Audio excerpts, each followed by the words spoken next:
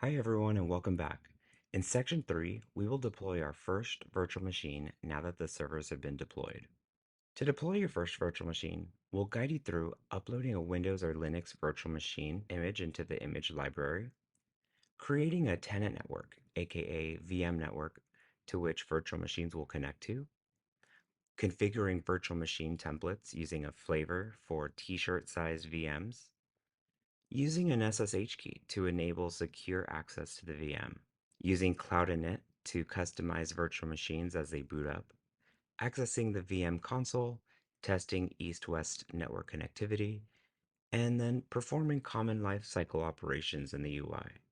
In order to deploy a first virtual machine, we have to take care of a few additional prerequisites, which is to upload an image, create a tenant network, and then add an SSH key. Let's start by uploading the image for our virtual machines to use. All right, so I have two images that I want to import into my OpenStack environment. I already have them downloaded to my server, as you can see here. I have a windows.qcow2 and an Ubuntu 2004 qcow2 image. However, in order to have these images available by glance, you'll need to move them over to the following directory.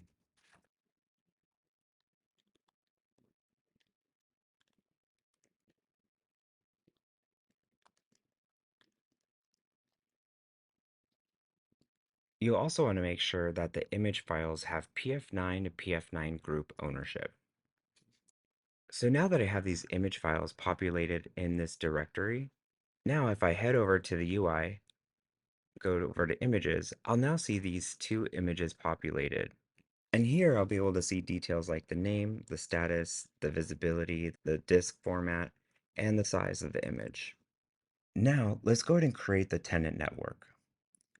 So within the UI, if you navigate to the Networks tab, and click Network, we can go ahead and create our first tenant network.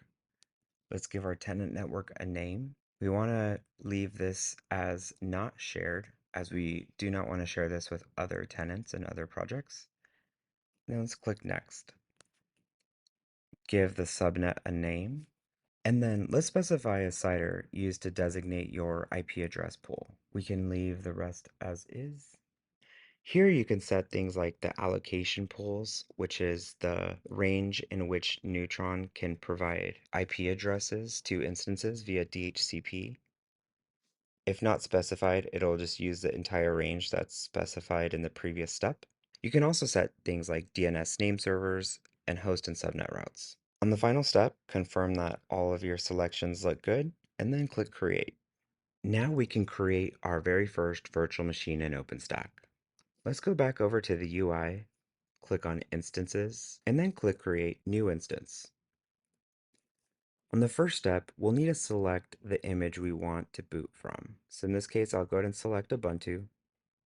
In the second step, we will select the flavor, which determines how many resources will be assigned to this virtual machine.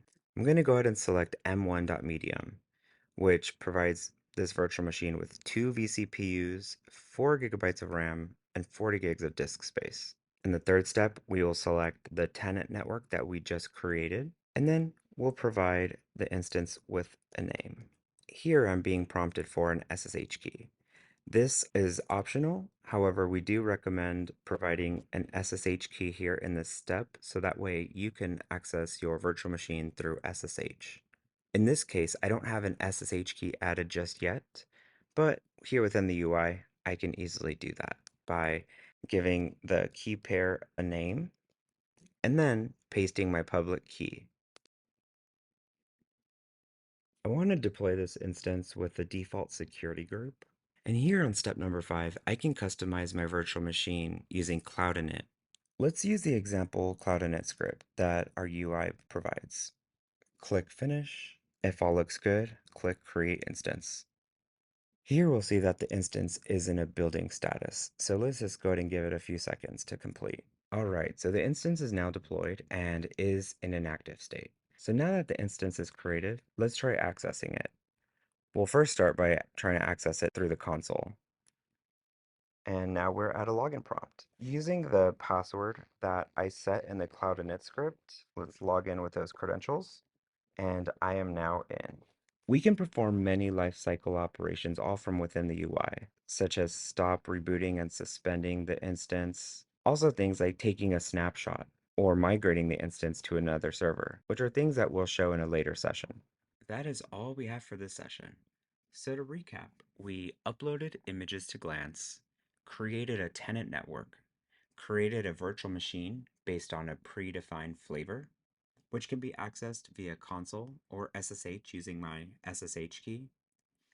I also used cloud-init to customize my instance and set a default password. Then, once the instance was created, we also showed you where you could perform VM lifecycle operations. Thanks for your time and looking forward to having you in the next session.